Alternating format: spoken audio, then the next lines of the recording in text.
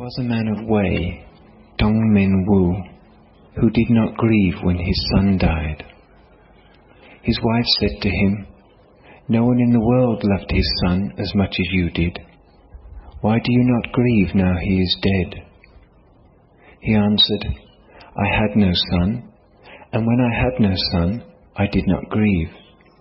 Now that he is dead, it is the same as it was before, when I had no son. Why should I grieve over him?"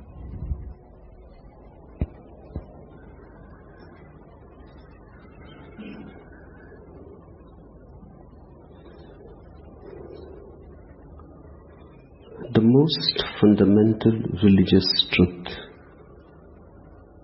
is that man is asleep.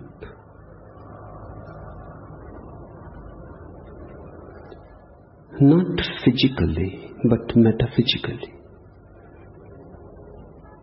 Not apparently, but deep down.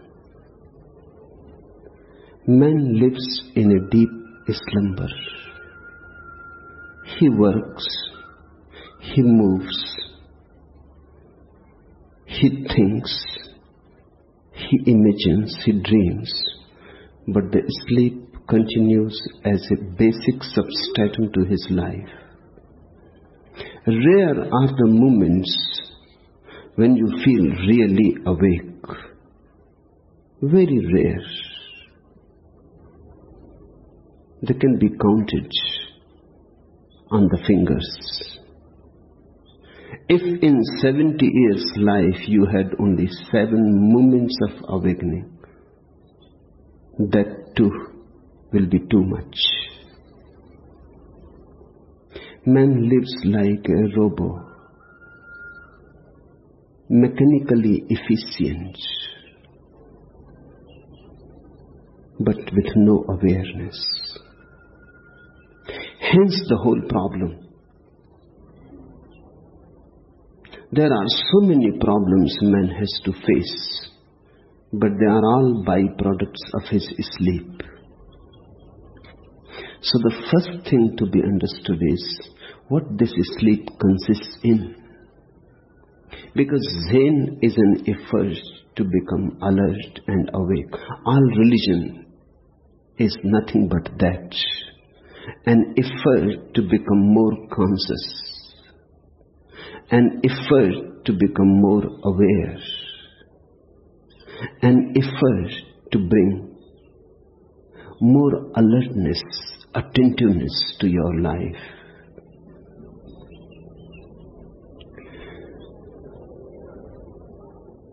All the religions of the world, in one way or other, emphasize that the sleep consists in deep identification or in attachment.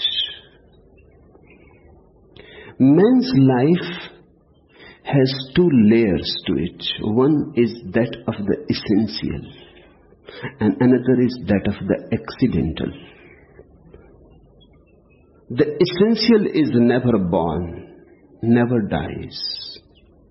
The accidental is born, lives and dies. The essential is eternal, timeless. The accidental is just accidental. We become too much attached to the accidental, and we tend to forget the essential. A man becomes too much attached to money. Money is accidental. It has nothing to do with essential life. A man becomes too much attached to his house or to his car, or to his wife, or to her husband, to children, to relationship. A relationship is accidental.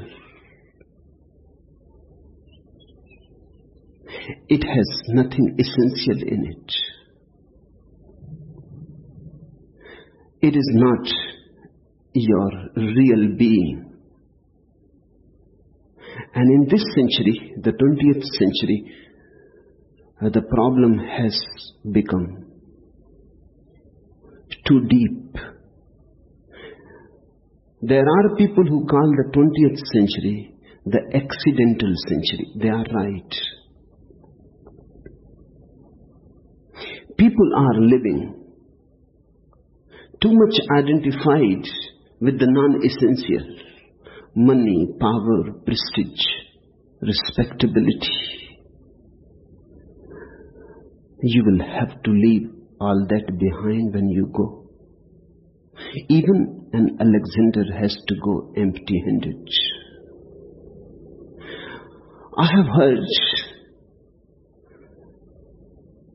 that a great mystic died. When he reached paradise, he asked God why Jesus was not born in the 20th century. The Lord God started laughing and said, impossible, impossible. Where would the 20th century people ever find 3 wise men or a virgin?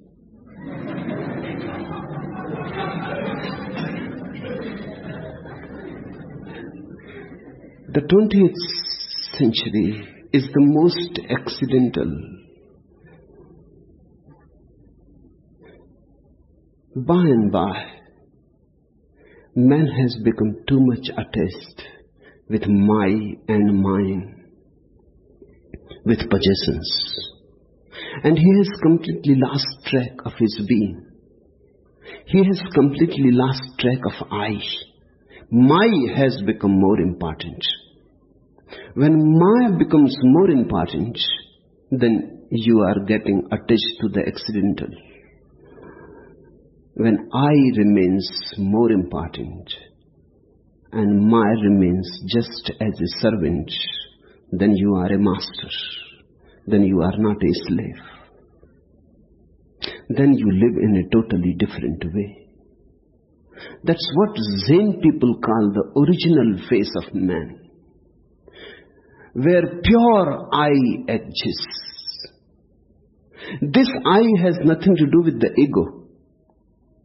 Ego is nothing but the center of all non-essential possessions that you have. Ego is nothing but the accumulated my and mine. My house, my car, my prestige, my religion, my scripture, my character, my morality, my family, my heritage, my tradition. All these minds go on getting accumulated. They become crystallized as the ego. When I am using the word I am using it absolutely in a non-egoistic sense. I means your being. Zen people say, find out your face, the face that you had before you were born. Find out that face that you will again have when you are dead. Between birth and death, whatsoever you think is your face is accidental. You have seen in a mirror. You have not felt it from the within. You have looked for it in the without. Do you know your original face? You know only the face your mirror shows to you. And all our relationships are just mirrors. The husband says to the wife, you are beautiful. And she starts thinking she is beautiful.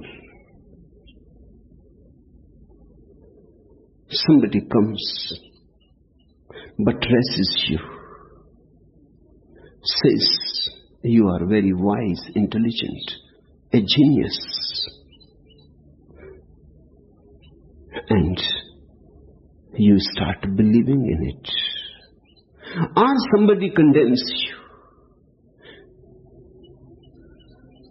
hates you, is angry about you. You don't accept what he says, but still deep down in the unconscious it goes on accumulating. Hence the ambiguity of man. Somebody says you are beautiful, somebody else says you are ugly. Now what to do? One mirror says you are wise, another man says you are an idiot. Now what to do? And you have to depend, and you depend only on mirrors, and both are mirrors.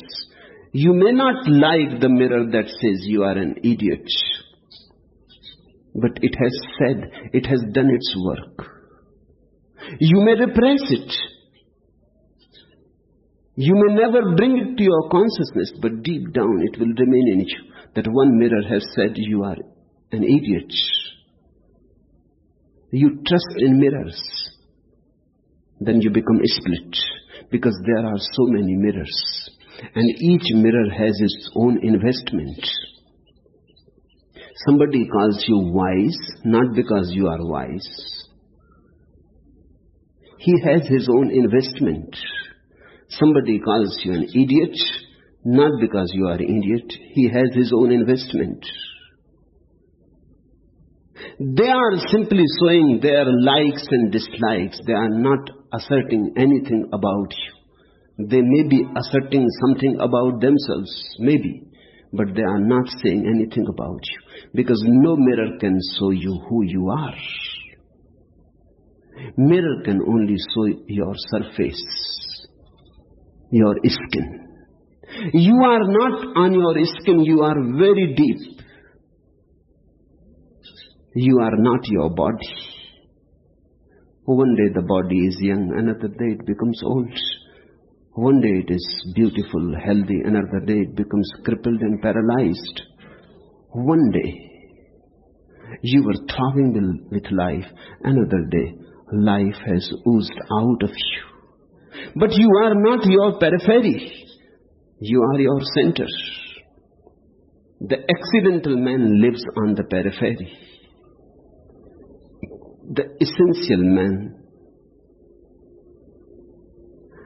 remains centered. This is the whole effort. Let me tell you one anecdote. I have heard a very beautiful Jewish story. It is tremendously significant. It is about a man who was always sleepy and always ready to sleep everywhere, at the biggest mass meetings, at all the concerts, at every important convention. He could be seen sitting asleep. You must have known that man, because you are that. And you must have come across that man many, many times, because how can you avoid? It is you.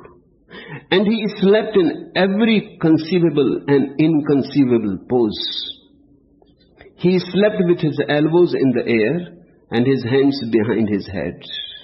He slept standing up, leaning against himself so that he should not fall down. He slept in the theater, in the streets, in the synagogue. Wherever he went, his eyes would drip with sleep. Had he been a Hindu, he could have even slept standing on his head in Sirsasana. I have seen Hindus sleeping that way. Many yogis become efficient in sleeping, standing on their head. It is difficult, arduous. It needs great practice. But it happens. Neighbors used to say that he had already slept through 7 big fires. And once, at a really big fire, he was carried out of his bed, still asleep, and put down on the sidewalk. In this way, he slept for several hours, until a patrol came along and took him away. It was said that when he was standing under the wedding canopy, and reciting the vows, "Thou art to me," he fell asleep at the word sanctified. Try to remember him. And they had to beat him over the head with brass pestles for several hours to wake him up. And he slowly said the next word and again fell asleep. Remember your own wedding ceremony. Remember your honeymoon. Remember your marriage. Have you been awake? Have you ever missed any opportunity where you could have fallen asleep? You have always fallen asleep. We mention all this so that you may believe the following story about our hero. Once, when he went to sleep, he slept and slept and slept. But in his sleep, it seemed to him that he heard thunder in the streets, and his bed was shaking somewhat. So he thought in his sleep that it was raining outside, and as a result his sleep became still more delicious. He wrapped himself up in his quilt and in its warmth. Do you remember how many times you have interpreted things through your sleep? Do you remember sometime you have fixed the alarm clock, and when it goes off, you start dreaming that you are in the church and the bells are ringing? A trick of the mind to avoid the alarm, to avoid the disturbance that the alarm is creating. When he awoke, he saw a strange voyage. His wife was no longer there. His bed was no longer there. His quilt was no longer there. He wanted to look through the window, but there was no window to look through. He wanted to run down the 3 flights and yell, "Help!" But there were no steps to run on and no air to yell in. And when he wanted merely to go out of doors, he saw that there was no out of doors. Everything evaporated. For a while he stood there in confusion, unable to comprehend what had happened. But afterward he bethought himself, "I will go to sleep." He saw, however, that there was no longer any earth to sleep on. Only then did he raise 2 fingers to his forehead and reflect, "Apparently I have slept through the end of the world. Is not that a fine? How do you do?" He became depressed. No more world, he thought. What will I do without a world? Where will I go to work? How will I make a living? Especially now that the cost of living is so high. And a dozen eggs cost $1.20. And who knows if they are even fresh. And besides, what will happen to the $5 the gas company owes me? And where has my wife gone off to? Is it possible that she too has disappeared with the world and with the $30 pay I had in my pockets? And she is not by nature the kind that disappears. He thought to himself. You will also think that way one day if you suddenly find the world has disappeared. You don't know what else to think. You will think about the cost of the eggs, the office, the wife, the money. You don't know what else to think about. The whole world has disappeared. But you have become mechanical in your thinking. And what will I do if I want to sleep? What will I stretch out on if there is not any world? And maybe my back will ache. And who will finish the bundle of work in the shop? And suppose I want a glass of malted, where will I get it? He thought, have you ever seen anything like it? A man should fall asleep with the world under his head and wake up without it. This is going to happen one day or other. That's what happens to every man when he dies. Suddenly the whole world disappears. Suddenly he is no more part of this world. Suddenly he is in another dimension. This happens to every man who dies. Because whatsoever you have known is just the peripheral. When you die, suddenly your periphery disappears. You are thrown to your center and you don't know that language and you don't know anything about the center. It looks like void, empty. It feels like just a negation, an absence. As our hero stood there in his underwear, wondering what to do, a thought occurred to him, to hell with it. So there is not any world. Who needs it anyway? Disappeared is disappeared. I might as well go to the movies and kill some time. But to his astonishment, he saw that together with the world, the movies had also disappeared. A pretty mess I have made here, thought our hero, and began smoothing his mustache. A pretty mess I have made here, falling asleep. If I had not slept so soundly, he taunted himself, I would have disappeared along with everything else. This way I am unfortunate, and where will I get a malted? I'll have a glass in the morning, and my wife, who knows? Who she has disappeared with? If it is with the pressure from the top floor, I will murder her, so help me God. Who knows how late it is? With these words, our hero wanted to look at his watch but could not find it. He searched with both hands in the left and right pockets of the infinite emptiness but could find nothing to touch. I just paid $2 for a watch and here it is already disappeared. He thought to himself, all right, if the world went under, it went under. That I don't care about. It is not my world. But the watch? Why should my watch go under? A new watch. $2. It was not even wound. And where will I find a glass of malted? There is nothing better in the morning than a glass of malted. And who knows if my wife, I have slept through such a terrible catastrophe. I deserve the worst. Help, help, help. Where are my brains? Where were my brains before? Why did not I keep an eye on the world and my wife? Why did I let them disappear when they were still so young? And our hero began to beat his head against the void. But since the void was a very soft one, it didn't hurt him and he remained alive to tell the story. This is a story of human mind as such.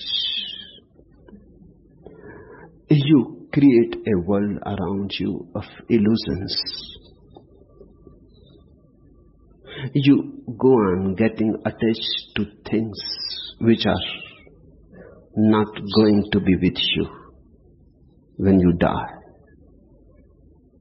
You go on being identified with things which are going to be taken away from you. Hence the Hindus call the world illusion. They don't mean by the world that is there. They simply mean the world that you have created out of your sleep. That world is Maya, illusion. It is a dream world. Who is your wife? The very idea is foolish. Who is your husband? Who is your child? You are not yours. How can anybody else be yours? Not even you are yours. Not even you belong to yourself. Have you watched sometimes that not even you belong to yourself? You also belong to some unknown existence, You have not penetrated. Deeper in yourself, you will come to a point where even self disappears. Only a state of no self. Or call it the Supreme Self. It is only a difference of language and terminology. Have you not seen deep down in you things arising which don't belong to you? Your desires don't belong to you. Your thoughts don't belong to you. Even your consciousness, you have not created it. It has been given to you. It is a given fact. It is not you who have created it. How can you create it? You are suddenly there, as if it happens in a magic. You are always in the middle. You don't know the beginning. The beginning does not belong to you. And neither belongs the end. Just in the middle you can create. You can go on creating dreams. That's how a man becomes accidental. Watch out. Become more and more essential and less accidental. Always remember, only that which is eternal is true. Only that which is going to be forever and ever is true. That which is momentary is untrue. The momentary has to be watched and not to be get identified with. I was reading a beautiful anecdote. An elderly Irishman checked out of a hotel room and was halfway to the bus depot when he realized he had left his umbrella behind. By the time he got back to the room, a newlywed couple had already checked in. Hating to interrupt anything, the Irishman got down on his knees and listened in at the keyhole. "Whose lovely eyes are those, my darling?" he heard the man's voice ask. "Yours, my love," the woman answered. "And whose precious nose is this?" The man went on inside the room. "Only yours," the woman replied. "And whose beautiful lips are these?" The man continued. "Yours," panted the woman. "And whose?" But the Irishman could not stand it anymore. Putting his mouth to the keyhole, he shouted, "When you come to a yellow plaid umbrella, fox, it is mine."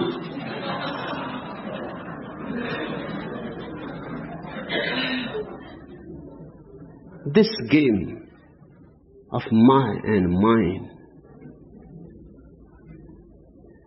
is the most absurd game. But this is the whole game of life. This earth was there before you ever came here, and this will be here when you are gone. The diamonds that you possess were there before you ever came here, and when you are gone, those diamonds will remain here, and they will not even remember you. They are completely oblivious that you possess them. This game of possessiveness is the most foolish game there is. But this is the whole game. Gurdjieff used to say that if you start getting disidentified with things, sooner or later, you will fall upon your essential being. That is the basic meaning of renunciation. Renunciation does not mean, sannyas does not mean renouncing the world and escaping to the Himalayas or to a monastery. Because if you escape from the world and go to a monastery, nothing is going to change. You carry the same mind. Here in the world, the house was yours and the wife was yours. There the monastery will be yours. The religion will be yours. It will not make much difference. The mind will persist. It is a mind attitude. It has nothing to do with any outside space. It is an inner illusion, an inner dream, an inner sleep. Renunciation means wherever you are, there is no need to renounce the things, because in the first place you never possessed them. It is foolish to talk about renunciation. It means as if you were the possessor and now you are renouncing. How can you renounce something which you never possessed? Renunciation means coming to know that you cannot possess anything. You can use at the most, but you cannot possess. You are not going to be here forever. How can you possess? It is impossible to possess anything. You can use, and you can be grateful to things that they allow to be used. You should be thankful to things that they allow to be used. They become means, but you cannot possess them. Dropping the idea of ownership is renunciation. Renunciation is not dropping the possessions, but possessiveness.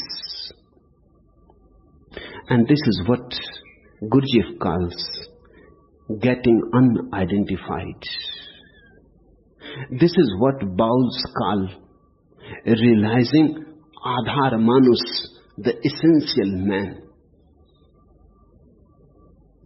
This is what Zen people call the original face.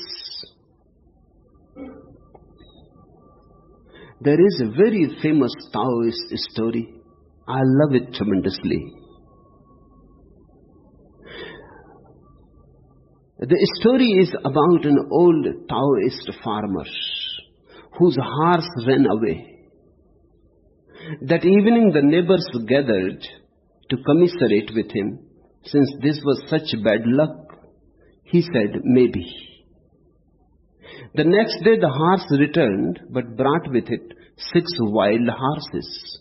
And the neighbors came exclaiming at the good fortune. He said, maybe. And then the following day, his son tried to saddle and ride one of the wild horses, was thrown and broke his leg. Again the neighbors came to offer their sympathy for the misfortune. He said, maybe. The day after that, conscription officers came to the village to seize young men for the army. But because of the broken leg, the farmer's son was rejected. When the neighbors came in to say how fortunate everything had turned out, he said, maybe. This is the attitude of a man who understands what is accidental and what is essential. The accidental is always maybe. It is a perhaps.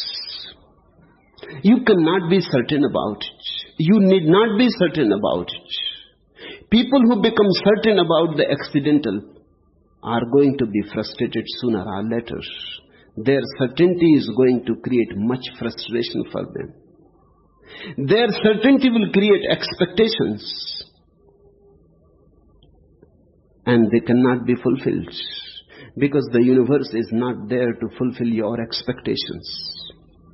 It has its own destiny. It is moving towards its own goal. It does not care about your private goals.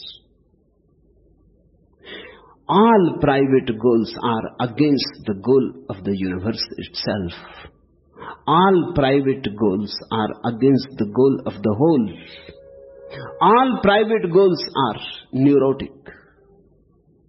The essential man comes to know, to feel that I am not separate from the whole. And there is no need to seek and search for any destiny on my own. Things are happening. The world is moving. Call it God. He is doing things. They are happening on their own accord.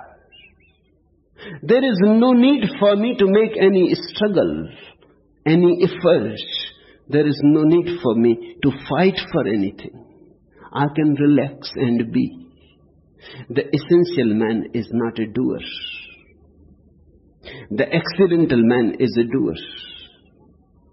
The accidental man is, of course, then in anxiety, tension, stress, anguish, continuously sitting on a volcano. It can erupt any moment because he lives in the world of uncertainty and believes as if it is certain. This creates tension in his being. He knows deep down that nothing is certain. A rich man has everything that he can have, and yet he knows deep down that he has nothing. That's what makes a rich man even poorer than a poor man. A poor man is never so poor, because still he has hopes. Someday or other, destiny is going to shower blessings on him. Someday or other, he will be able to arrive, to achieve. He can hope. The rich man has arrived. His hopes are fulfilled. Now suddenly he finds nothing is fulfilled. All hopes fulfilled, and yet nothing is fulfilled. He has arrived and he has not arrived at all. It has always been a dream journey. He has not moved a single inch. A man who is successful in the world feels the pain of being a failure as nobody else can feel it. There is a proverb that says nothing succeeds like success. I would like to tell you, nothing fails like success. But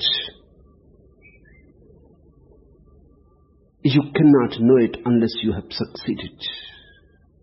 When all the riches are there that you dreamt about, planned about, worked hard, and sitting just amidst those riches is the beggar, deep inside empty, hollow, nothing inside, everything outside. In fact, when everything is there outside, it becomes a contrast. It simply emphasizes your inner emptiness and nothing. It simply emphasizes your inner beggarliness, poverty. A rich man knows poverty as no poor man can ever know. A successful man knows what failure is. At the top of the world, suddenly you realize that you have been behaving foolishly. You may not say it so, because what is the point of saying it so? You may go on pretending that you are very happy. Presidents and prime ministers go on pretending they are very happy. They are not. They are just saving their faces. Now what to say? Now there is no point even in saying they are not true. In the older ages, people were truer, more authentic. Buddha was a prince. He was going to be the emperor, but he realized that there is nothing in it. He could have pretended. Mahavira was a prince. He was going to be the emperor. He realized that there is nothing in it. They simply declared their realization to the world. They simply said that riches have failed, that kingdoms are not kingdoms, that if you really are seeking the kingdom, you will have to seek somewhere else in some other direction. In this world, there is no way to arrive. It happened when Theodore Roosevelt, returning from Africa, received the most affectionate and exuberant greeting as his ship steamed into New York harbor. Bands were playing, soldiers, sailors, and marines saluted. Pretty girls greeted him as pretty girls will do. Ships in the harbor sprayed water in a festive white arc, and the people, throngs of people, shouted their welcome to him. On the same ship, a mystic, a very old wise man, was also returning. A few old friends greeted him off in a corner, trying to be heard in the tumultuous noise. One of them said, "We are sorry we can't welcome you home as Theodore Roosevelt is being welcomed." To which the mystic answered, as he pointed upward, "That's all right, I'm not home yet." In this world there is no home. This world is accidental. It is illusory, just ripples on the surface, waves. And whatsoever you are doing is nothing but making card houses or trying to sail paper boats. They are doomed to drown.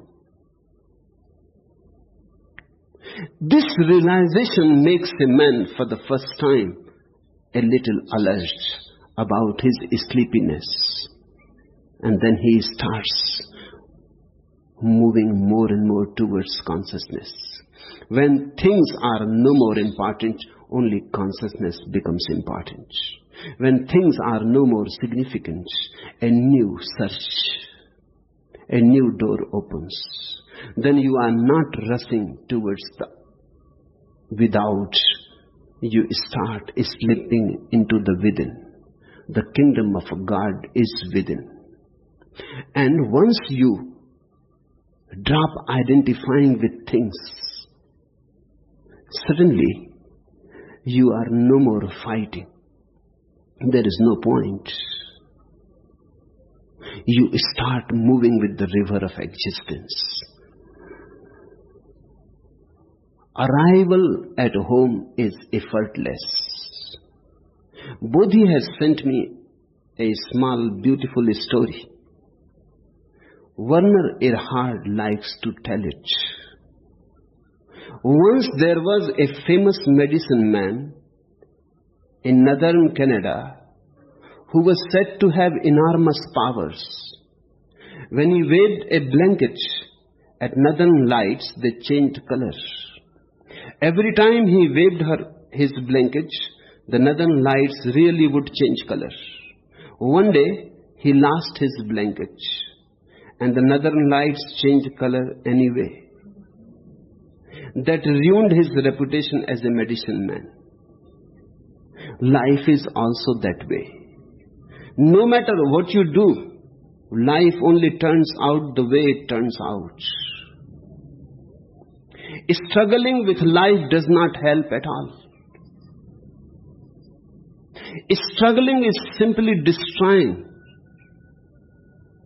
There is no point in it. Effort is not needed. Effort is needed only in the accidental world. And even then, there too it fails finally. Eventually it fails. It gives you hope, but eventually it fails. In the inner world, no effort is needed. Once you start slipping within words, you suddenly see everything is happening as it should. Life is perfect. There is no way to improve upon it. Then celebration starts.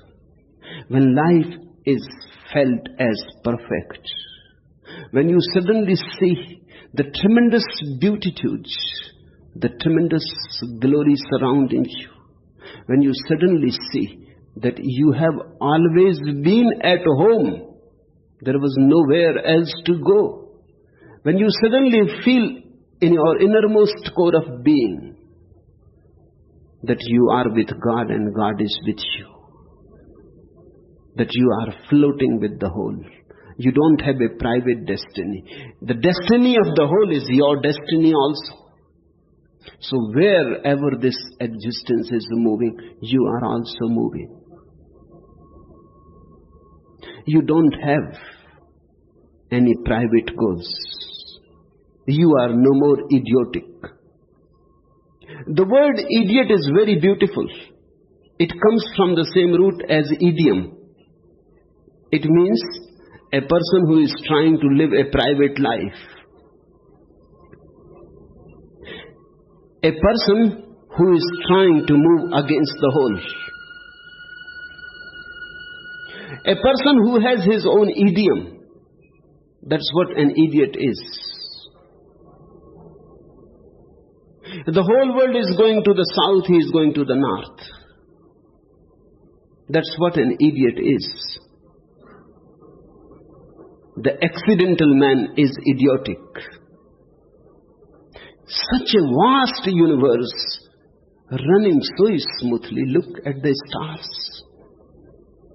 Look at the change of seasons. Rivers running from the Himalayas to the ocean. Clouds coming and showering. Watch nature. Everything is running so smooth. Why not become a part of it? Why create any conflict? Conflict creates anxiety. Anxiety brings anguish. If you have a private goal, you are going to get mad. Relax.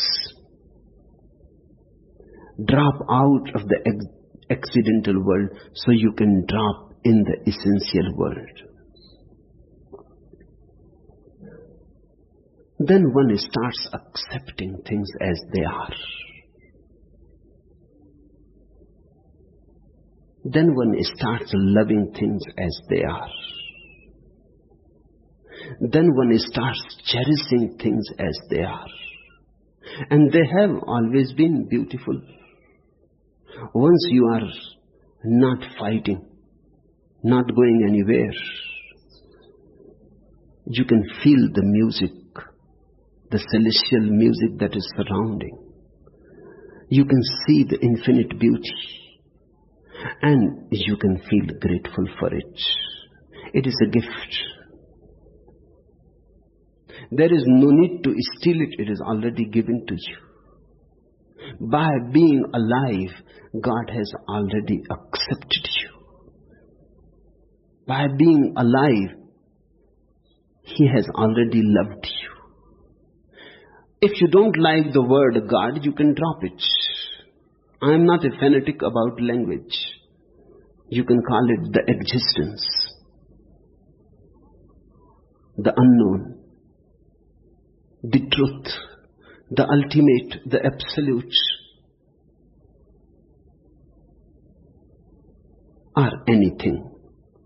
Any name will do X, Y, Z, because it has no name. It is not particular, so it cannot have any name. It is not particular, so it cannot have any adjective. It is the universal. It is that which is. So there are two ways of living. One is the accidental way. Accidental way is the worldly way. The worldly way is against God, against the whole. Then there is another way of living, another style, tremendously graceful, with no anxiety, no anguish. I have heard a botanist, a great scientist, came across a valley in the Himalayas where beautiful flowers were flowering, but there was no approach. It was very difficult to reach into the valley. Thousands of feet down. And he had never heard about these flowers. He has studied about all flowers. This was some new species, undiscovered. He was enchanted, intrigued. He wanted to get those flowers and there was no way what to do. In a desperate effort, he took his small child, tied a rope around the child's arms and dropped the child into the valley. Afraid, perspiring, trembling, something may go amiss. And then the child reached and he picked few flowers, and the father shouted from the top of the hill, "Are you okay, my son? Are you not afraid?" The son laughed. He said, "Why should I be afraid? The rope is in my father's hands." The father may be afraid, but the child is not afraid. That's what a religious man feels. The rope is in my father's hands. Then suddenly all anxiety disappears. In the accidental world you have to struggle. In the essential world you have simply to surrender. In the accidental world you have to doubt. In the essential world you simply trust. And this trust is not like belief. Belief is against doubt.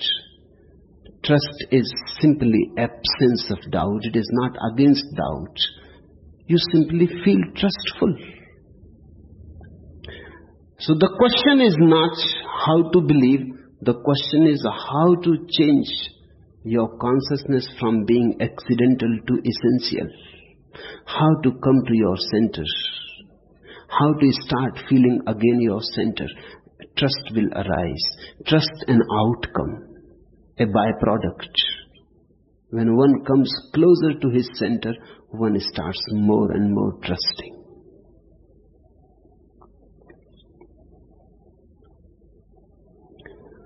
But ordinarily our whole training is how to fight. We have been trained as soldiers. As I see, there are only two types of people, the soldiers and the sannyasis in the world. The soldiers are those who have been taught to fight, to struggle against, to achieve their goals, to force, to be violent, to be aggressive, to coerce. And the sannyasi is one who knows that there is no need. Life is already going that way. I have just to be in tune with life. I have just to be a part of this vast orchestra. I have just to become a note in harmony with the whole. I have to surrender. The sannyasin is not a warrior, not a soldier. He is surrendered.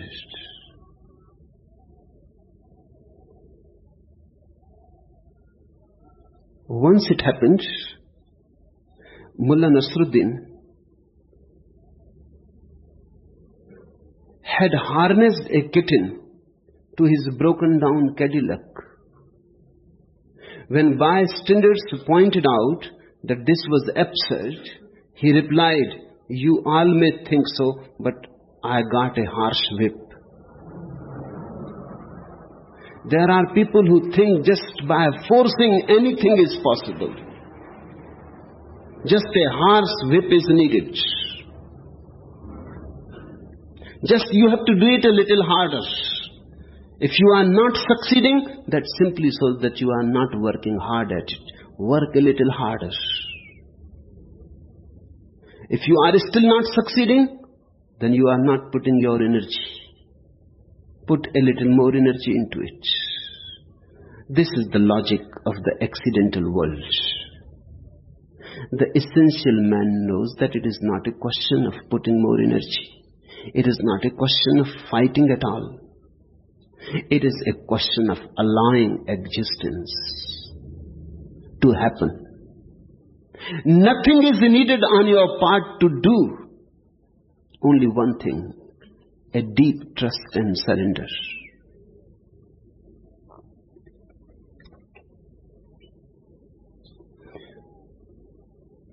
But sometimes it happens just like the waving of the blanket of the medicine man, that you wave the blanket and something happens. You think it is happening because of the waving of your blanket. Had you waited a little, it would have happened on its own. You simply wasted your energy by waving the blanket. Sometimes it happens that you have been struggling for something, and it happens. That gives the idea to your mind that it has happened because of my efforts.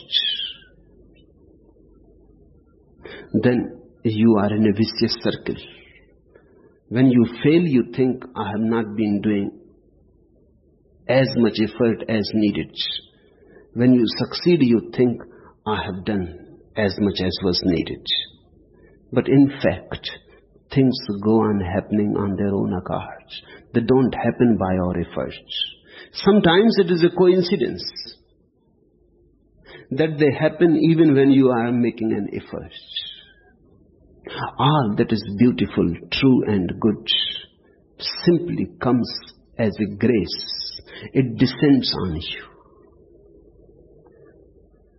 And once some effort succeeds, you are in a mad mess. Then you think, no. An architect was having a difficult time with Mullah Nasruddin, a prospective home builder. But can't you give some idea, he pleaded, of the general type of house you want to build, Nasruddin? Well, replied the mullah, hesitantly, all I know is, it must go with an antique doorknob my wife bought the other day.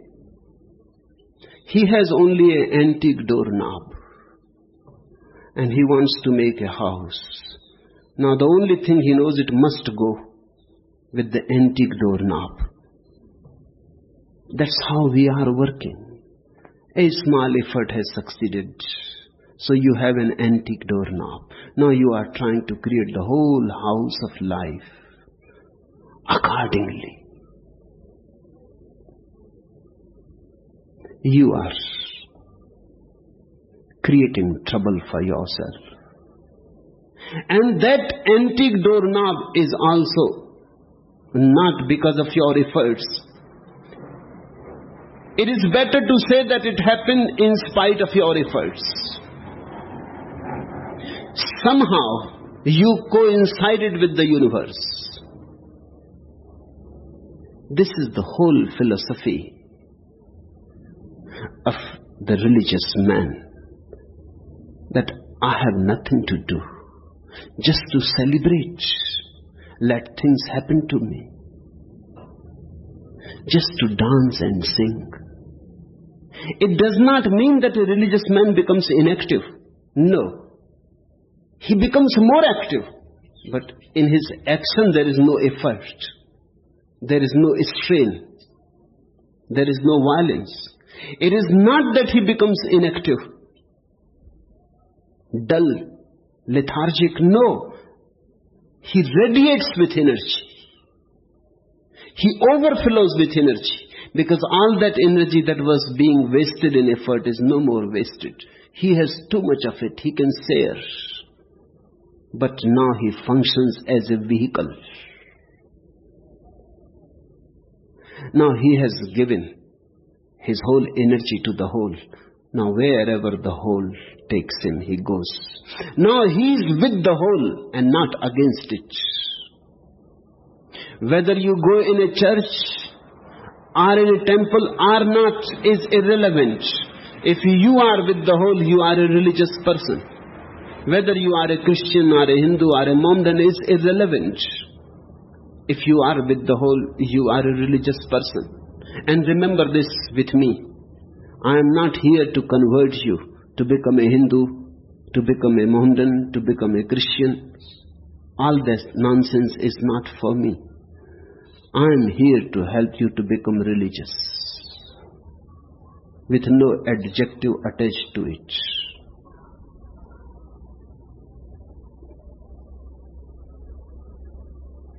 And once you start understanding this, the world takes a totally new color. Even sometimes there is pain, you are understanding. Sometimes it hurts. Yes, even then, it is not all roses. It cannot be. But you start understanding it. In fact, you start seeing that thorns are there to protect the roses. That night is needed to help the day to be born. That death is needed to refresh life. Once you start understanding, you become positive.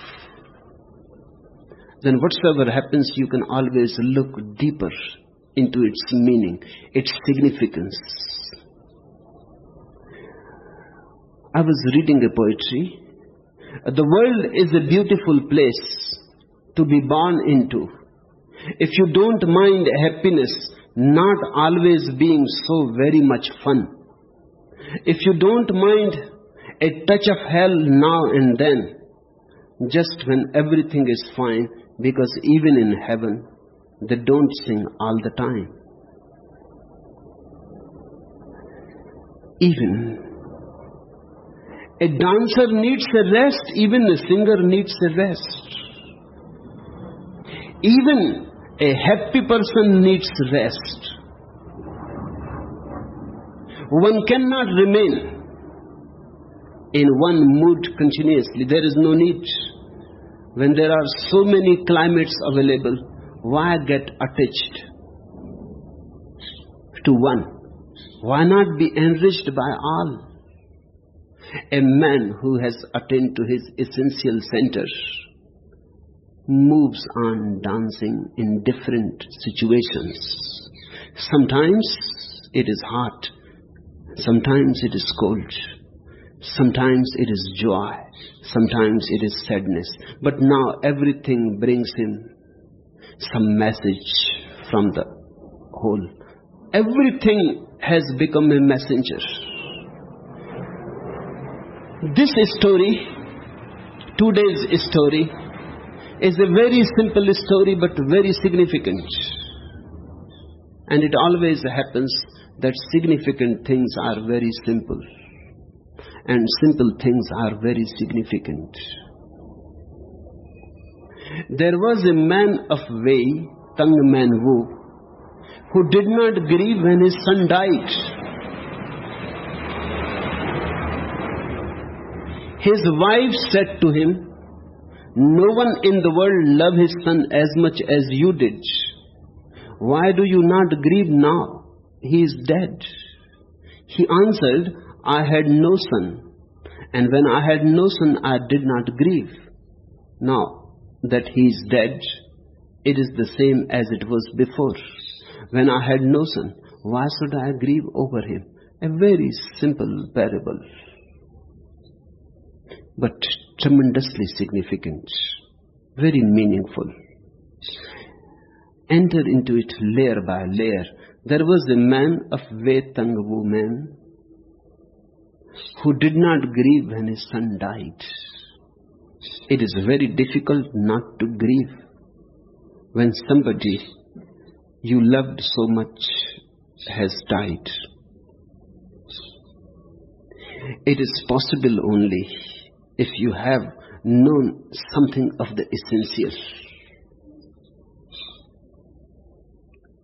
It is possible only if you have tasted something of the deathless. It is possible only if you have transcended the accidental. He did not grieve.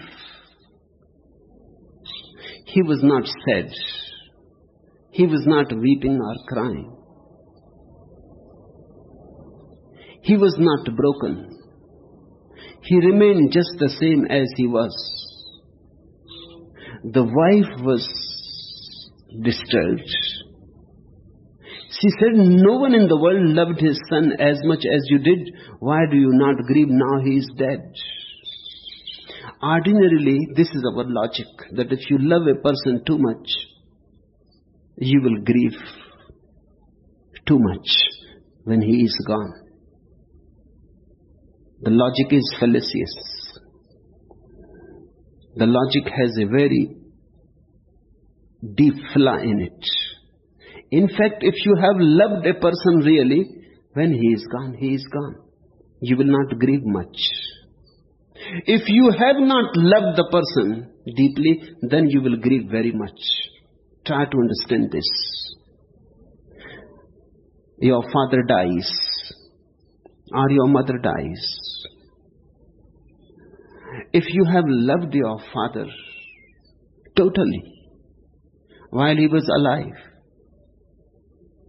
you will be able to say goodbye to him without any grief, because you loved him. That experience of love was total and fulfilling. Nothing is left undone. Nothing is hanging on your head. Whatsoever was possible has happened. Now you can accept it. What more was possible? Even if he had been alive, what more was possible? The experience is complete. Whenever an experience is complete, you are ready to say goodbye very easily.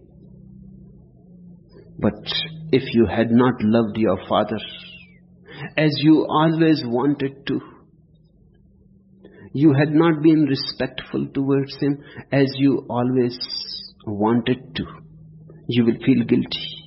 Now the father is gone. Now there is no way to fulfill your desire. Now there is no way to show your respect, your love. Now there is no way.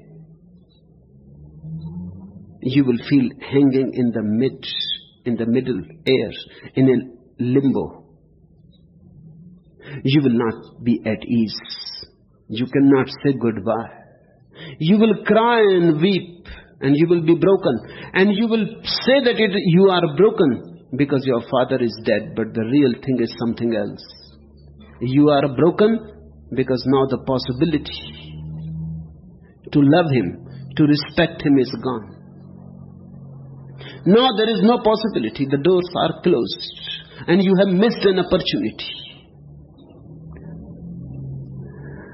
And the son will cry more if he had not really loved his father. If he had loved his father, he will be able to accept the fact.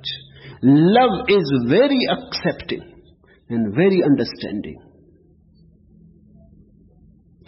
Once an experience is complete, you can get out of it very easily. You can just slip out of it as the snake slips out of his old skin. If you love a woman and you have been constantly quarreling with her, and it never became a deep satisfaction, and she dies, now she will haunt. Her ghost will haunt you for your whole life. You could not do something that was possible, but now it is no more possible. Now something incomplete will always be there in the heart, hurting. It will become a wound. This is the understanding of all the sages, that while you are loving a person, if you love him totally, there is going to be no misery. If you love him totally, if you enjoy and delight in him totally, and the person is gone, of course, one feels a little sad. But it is not grief. One misses a little, but one is capable to remain centered. One is not distracted. If you are in love, love totally. So nothing remains hanging. Otherwise, that hanging, incomplete experience, that unlived experience will haunt you. These unlived experiences go on piling up and they become heavy burdens. And the problem is now there is no way what to do with them. You cannot complete them because the person has disappeared. You cannot drop them because incomplete experiences cannot be dropped. It is just like a ripe fruit drops by its own accord. When it is ripe, it drops. When it is not ripe, it is difficult to drop. Whenever an experience is complete, it is a ripe fruit. It drops on its own accord. It leaves no scar behind, no wound. The wife says, no one in the world loved his son so much as you did. Why do you not grieve? Now he is dead. She is giving the argument of the accidental mind. That is the argument of the accidental man. Why don't you grieve? In fact, the accidental man was not really happy while the person was alive, but he becomes very unhappy when the person is gone. I used to know a woman who was very unhappy with the husband. Almost in hell, continuously fighting, quarreling, nagging. The husband started drinking too much just to avoid all this. Then the fight became even more fierce because the wife started fighting against his drinking. It led him to even more drinks. Only when he was 36, he died because of too much drinking.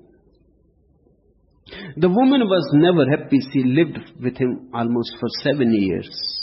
She was never happy. All those 7 years I used to know them. They were next door neighbors to me. And always the husband will come with his miseries and the wife will come with her miseries. I have been a silent watcher. Then the husband died. And the woman became so sad. Months passed and she was crying and she was going mad. One day I went to her and there was nobody, so I told her that now I can be true to you. Stop this nonsense because you were never happy with this man. In fact, many times you have told me that if this man dies, it will be good. Now he is dead, he has fulfilled your desire. So why you are crying and weeping? I can't see any point in it. Are you missing all those fights? Are you missing all that misery? Because I cannot see that you are missing the man. Because there was nothing in it. She was shocked. She had never expected something like that from me or from anybody else. People in such situations expect sympathy. I said, stop this nonsense. I know that you were never happy. Now you can be happy. He is no more there to create any trouble. She looked at me, shocked. Her tears dried and she said, it is shocking, but you have made me alert of one thing. I am not missing him at all. I am simply crying and weeping because I could not love him. It is not his death. It is my own missed experience of love. I loved that man, but I could not love. We wasted the whole opportunity in quarreling for futile things. Now I know those things mean nothing. Now that he is gone, I know those things were just trivia. I can't even remember the reasons why we were fighting continuously. If you love a person totally, and the experience is complete, has enriched you, you can say goodbye. Of course, there will be sadness, but there will be no grief. And sadness is natural. It will disappear by time. It is nothing to be worried about. You will miss the person a little while. Natural. But you will not be in grief. The accidental man says, if you don't cry when a person is dead, that means you never loved him. That's what the wife was trying to point it out. That you loved him so much, at least you pretended to love him so much, as if nobody has ever loved his son so much. Now what has happened? There is no grief. What type of love is this? If you ask me, I say it is because he really loved the child. Now that he is gone, he is gone. Love is understanding. And love is so much understanding that not only it understands life, it understands death also.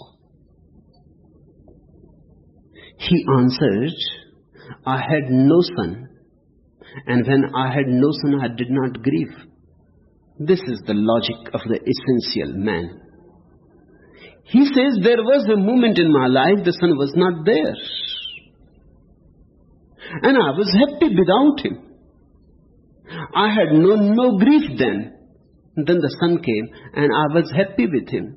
Now that he is gone, I am again in the same situation as before. Before he was born.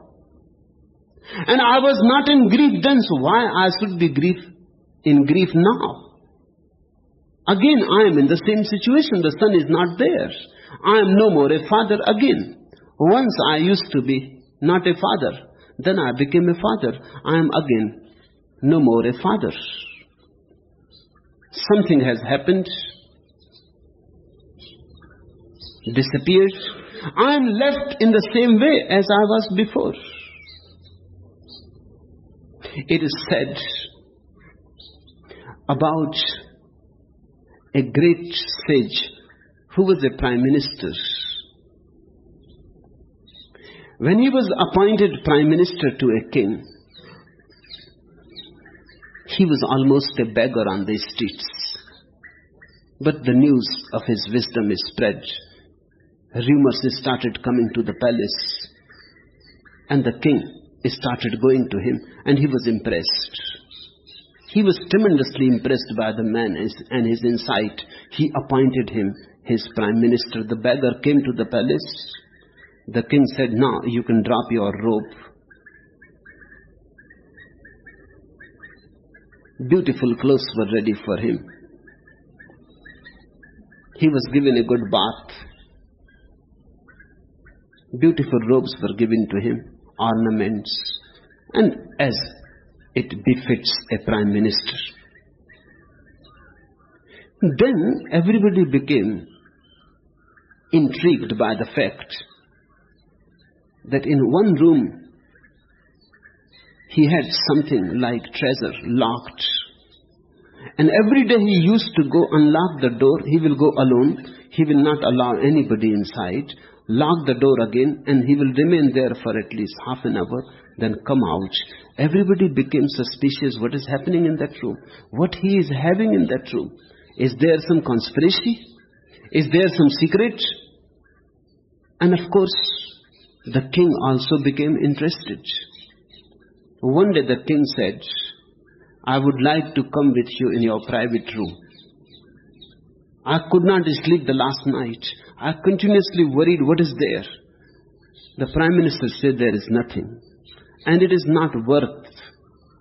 And it is not worthy of your eyes. I will not take you. The king became even more suspicious.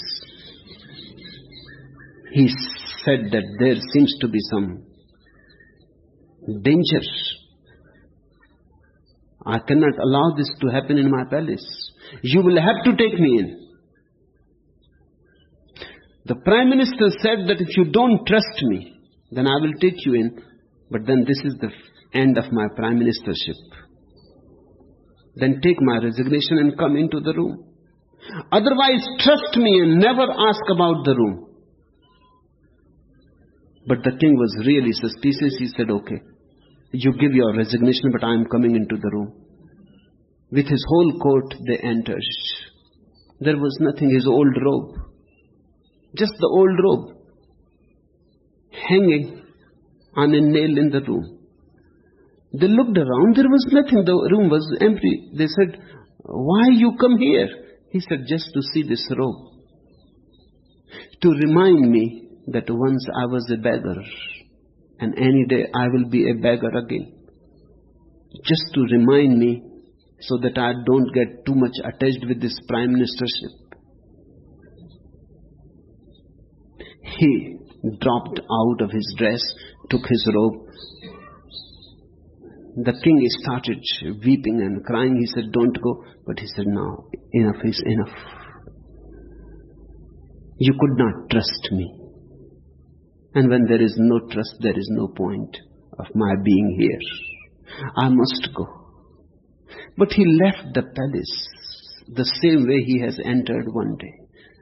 Those 10, 12 years he remained the prime minister meant nothing. That was just an accident. This is what this man is saying. I had no son. And when I had no son, I did not grieve. I never missed this son when he was not there. When I was not a father, I had never missed. So why now I should miss? Again, the same situation has come back. Now that he is dead, it is the same as it was before. When I had no son, why should I grieve over him? This is the way to watch life. Whatsoever is accidental. You are living in a big house, in a palace. Remember that if this palace is taken away from you, there is no point in becoming depressed. Once you were living outside the palace, so again you are under the sky. You become very respectable, and then something happens. You are condemned by the society. What is the point to be worried about it? One day you were not famous at all and you were happy. Again you can be happy. One day you were not in this world. Do you remember to be... When you were not born, do you remember in any way that you were unhappy? Then why be worried when you die? You will be again in the same state. You were not, and you don't remember any unhappiness. One day you will again disappear. Why be worried? You will be again in the same state. You will not be again. At least not in the way that you are here. This is what Zen people say, find out your original face, the face that you had before you were born, and the face that will be there when you are dead. Find out the eternal, and don't pay much attention to the accidental. If you can drop out of the accidental, you have dropped out of the world. There is no need to go anywhere. It is an inner attitude. Remember, remain alert, that you don't get too much attached to the accidental. And all is accidental, except your consciousness. Except your awareness, all is accidental. Pain and pleasure, success and failure, fame and defame, all is accidental. Only your witnessing consciousness is essential. Stick to it. Get more and more rooted in it. And don't spread your attachments to worldly things. I don't mean that leave them. I don't mean that leave your house, leave your wife, leave your children. But remember that it is just an accident that you are together. It is not going to be an eternal state. It has a beginning, it will have an end. Remember that you were happy even before it began, and you will be happy when it has ended. If you can carry this touchstone, you can always judge what is accidental and what is essential. That which is always is truth. That which is momentary is untrue. In the East and in the West, there is a difference in the definition of truth. In the Western philosophy, truth is equivalent to the real. In the East, truth is equivalent to the eternal. Because in the East we say even the momentary is real. Real for the moment. But it is not true. Because it is not eternal. It is just a reflection. Reflection is also real. You see the moon in the sky and the reflection in the lake. The reflection is also real because it is there. There is a difference between the reflection and no reflection.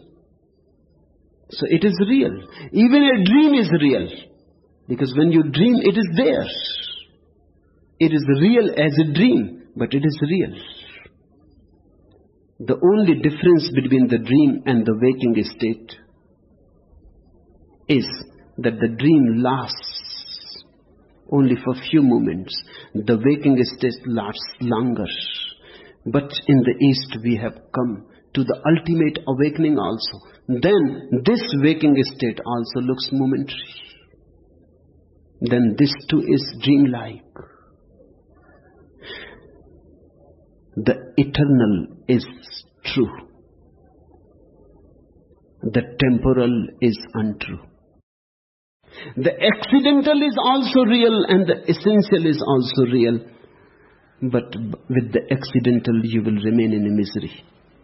And with the essential, the doors of bliss open.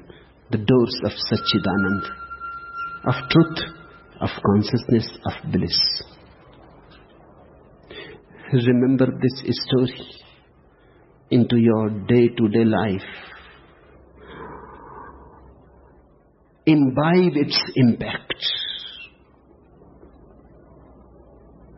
If you can remember it, it can become a transforming influence on your life. It can transfigure you. It can help you to reach to your center. Enough for today.